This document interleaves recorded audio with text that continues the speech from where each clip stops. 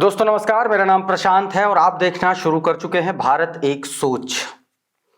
उत्तर प्रदेश सहित पूरे देश में बहुजन समाज पार्टी ने जो अपनी ताकत जो प्रदर्शन किया उत्तर प्रदेश की सड़कों पर, चाहे वो बहुजन समाज पार्टी की बात हो चाहे वो समाजवादी पार्टी की बात हो, बाबा साहेब डॉक्टर भीमराव अंबेडकर के खिलाफ किए गए सदन के भीतर अपमानजनक टिप्पणी, अमित शाह के द्वारा किए गए अपमान के बाद जिस तरीके से बहुजन समाज पार्टी ने प्रोटेस्ट किया और उससे पहले समाजवादी पार्टी ने प्रोटेस्ट किया, सीधे तौर पर भारतीय जनता पार्टी अब बैकफुट पर है। आज के इस वीडियो में मैं आपको बताने वाला हूं कि 2027 में किस तरीके से भारतीय जनता पार्टी बहुजन समाज पार्टी और समाजवादी पार्टी के फेर में बुरी तरीके से फंस चुकी है, यह बताने की कोशिश करूंगा दोस्तों। लेकिन उससे पहले मैं आपको बहुजन समाज पार्टी की एक जबरदस्त और जोरदार रणनीति के बारे में बताने की कोशिश करूंगा। दोस्तों याद कीजिए कि अमित शाह ने जो बयान दिया था जिसमें सीधे तौर पर उन्होंने बाबा साहेब डॉक्टर भीमराव अंबेडकर के लिए यह कहा था कि अगर कुछ लोगों ने जो है बाबा साहेब के नाम को फैशन बना लिया है, और उन्होंने 4-5 बार बड़ा व्यंग्यात्मक लहजे में कहा था कि अंबेडकर अंबेडकर अंबेडकर अंबेडकर, इतना नाम अगर आपने भगवान का लिया होता तो 7 जन्म तक स्वर्ग मिल जाता, ये उनकी लाइनें थीं। उसके आगे फिर और बहुत सारी बातें, बहुत सारे बयान कांग्रेस पार्टी को लेकर के, तमाम सारी बातें इंडिया गठबंधन के दलों को लेकर के, उसी को लेकर के दोस्तों तमाम सारे लोग, बहुजन समाज पार्टी के कार्यकर्ता, इस देश के दलित शोषित वंचित वर्ग के जो लोग हैं, उन्होंने सीधे तौर पर अमित शाह के खिलाफ हल्ला बोल का ऐलान किया था। 24 तारीख को यह हल्ला बोल था और आप उस वक्त उत्तर प्रदेश की राजधानी लखनऊ में बहुजन समाज पार्टी जिस वक्त प्रोटेस्ट कर रही थी, वहीं से बाबा साहेब डॉक्टर भीमराव अंबेडकर के जो मानने वाले लोग हैं वो लोग प्रोटेस्ट कर रहे थे और सामने से मुख्यमंत्री योगी आदित्यनाथ का काफिला गुजरा, रक्षा मंत्री राजनाथ सिंह का काफिला गुजरा और वो लोग सीधे तौर पर उनके सामने प्रोटेस्ट करते हुए नजर आए। ऐसे में अब बहन कुमारी मायावती जी ने सीधे तौर पर एक बड़ी रणनीति के तहत काम करना शुरू कर दिया है। रणनीति 2027 को लेकर के चर्चा इस बात की है कि क्या आकाश आनंद अब 2027 में उत्तर प्रदेश की कमान संभालेंगे क्या। और यह चर्चा इसलिए है क्योंकि जिस तरह से आकाश आनंद ने दिल्ली में सीधे तौर पर दिल्ली में उन्होंने जिस तरीके से कमान संभाली और जिस तरीके से किसी आंदोलन का पहली बार उन्होंने नेतृत्व किया और बैनर लेकर के चलते हुए नजर आए, उससे यह बात साबित हो गई कि आकाश आनंद लंबी रेस के घोड़े हैं। और जिस तरीके से उन्होंने अमित शाह और कांग्रेस पार्टी को लेकर के बयान दिए बाबा साहेब अंबेडकर के साथ हुए भेदभाव को लेकर के, उससे यह बात भी साबित हो गई कि आकाश आनंद, जिनको इमेच्योर कहा जा रहा था, वो मेच्योर ही नहीं बल्कि राजनीति की बारीकियों को बहुत कायदे से समझते हैं और जानते हैं। आकाश आनंद का यह भाषण सुनिए, उसके बाद आगे की बात। अब दिल्ली का इलेक्शन सर पे है तो फिर से बाबा साहब के नाम पर राजनीति शुरू कर दी। अब उन्हें नीली टी शर्ट दिखाई दे रही है, अब उन्हें नीली साड़ी दिखाई दे रही है, अब उन्हें बाबा साहब का अपमान दिख रहा है। 70-75 सालों से जब तक ये राज करते रहे तब तो बाबा साहब को इन्होंने सम्मान नहीं दिया, तब तक तो इनको नहीं लगा कि बाबा साहब का जो कॉन्स्टिट्यूशन है उसको पूरी तरीके से इम्प्लीमेंट करें, रिजर्वेशन को लागू करें। पर अब जब इनकी मजबूरी बन गई है हमारा बहुजन समाज, तो इन्हें बाबा साहब याद आ रहे हैं। इन्होंने तो फैशन स्टेटमेंट बना ली, इन्होंने तो कांग्रेसियों ने तो फैशन स्टेटमेंट बना रखी है कि भाई जब भी कोई इलेक्शन आए तो नीला कपड़ा पहन लो। अभी तक इन्होंने कॉन्स्टिट्यूशन की किताब लेके घूमे, अब इन्होंने टी शर्ट और वो पहन लिया, साड़ी पहन ली नीली।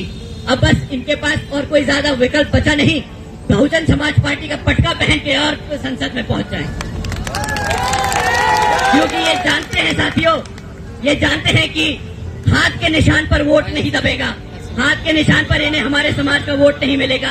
अब इन्हें वोट मिलेगा तो आदरणीय बहन कुमारी मायावती जी के नेतृत्व में रहकर मिलेगा। तो दोस्तों कुछ इस तरीके से आकाश आनंद ने सीधे तौर पर हमला किया, राहुल गांधी पर हमला किया, प्रियंका गांधी पर हमला किया। उन्होंने सीधे तौर पर प्रियंका गांधी और राहुल गांधी को निशाने पर लिया। इतना ही नहीं, उन्होंने सीधे तौर पर अमित शाह और भारतीय जनता पार्टी की साजिश को भी बताने की कोशिश की। अब दोस्तों उत्तर प्रदेश में यह कहा जा रहा है कि आकाश आनंद इसी तरीके से अगर उत्तर प्रदेश का नेतृत्व करें तो आने वाले वक्त में जो है वो बहुजन समाज पार्टी 2027 में अच्छा प्रदर्शन कर सकती है।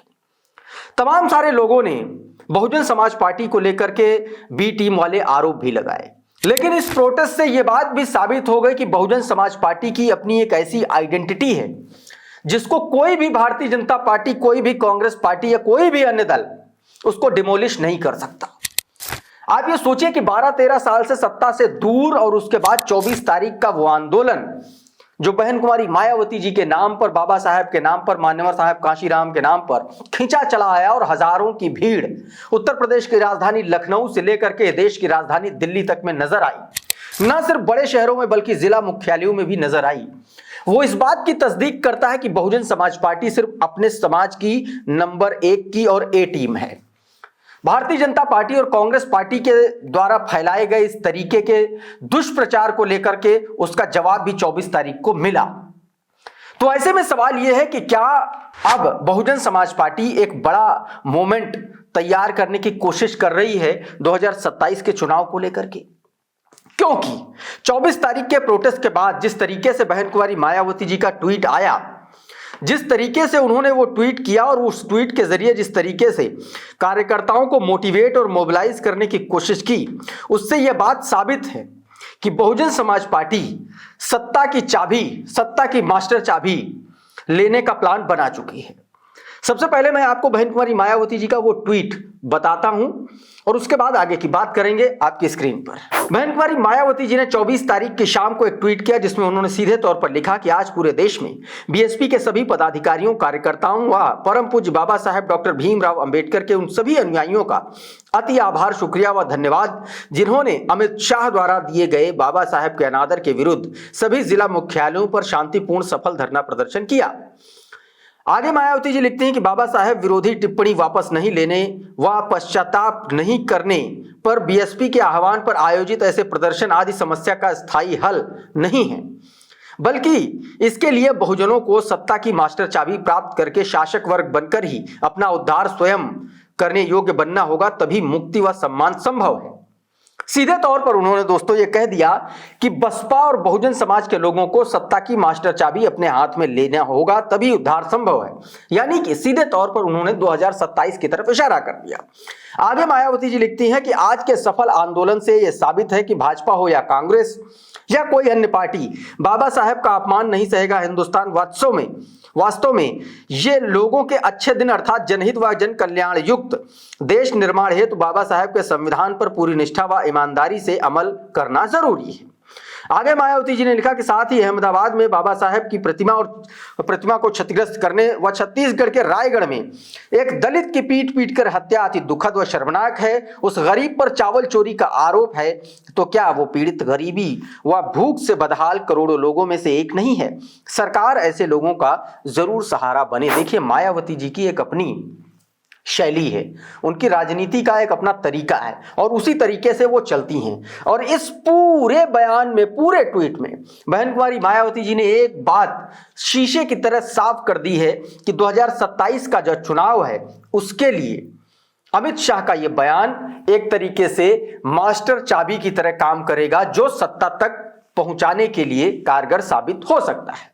अब ये देखना होगा कि ये सत्ता की जो मास्टर चाबी है, ये मास्टर चाबी इसके प्रोटेस्ट का, इसको लीड करने का जो जिम्मा है वो किस पर सौंपा जाएगा? क्या आकाश आनंद जाएंगे? क्योंकि आकाश आनंद जिस तरीके से उन्होंने अपनी दमदारी दिखाई है पिछले कुछ दिनों में, उससे उत्तर प्रदेश में उनकी जो स्वीकार्यता है कमोबेश बढ़ने की स्थिति में नजर आ रही है। ऐसे में यह देखना होगा कि 27 के लिए क्या आकाश आनंद उत्तर प्रदेश में बहुजन समाज पार्टी के लिए चुनाव प्रचार करते हुए नजर आएंगे, और अगर नहीं आएंगे तो फिर बहुजन समाज पार्टी को लीड उत्तर प्रदेश में कौन करेगा, खासतौर पर चुनाव के दौरान। यह भी देखना बड़ा दिलचस्प होगा। दोस्तों अभी के इस वीडियो में फिलहाल इतना ही। हमारा ये वीडियो आपको कैसा लगा हमें कमेंट बॉक्स में जरूर बताइए। ये वीडियो अगर आपको अच्छा लगा तो इसको लाइक कर दीजिए, इसको शेयर कर दीजिए, और चैनल पर नए आए हैं तो चैनल को सब्सक्राइब कर लीजिए, बेल आइकॉन जरूर दबा दीजिए ताकि इसी तरीके के तमाम वीडियोस आपको सबसे पहले मिलते रहें। साथियों बहुत बहुत शुक्रिया, बहुत बहुत धन्यवाद। आप जुड़े रहिए आपके अपने चैनल भारत एक सोच के साथ। नमस्कार।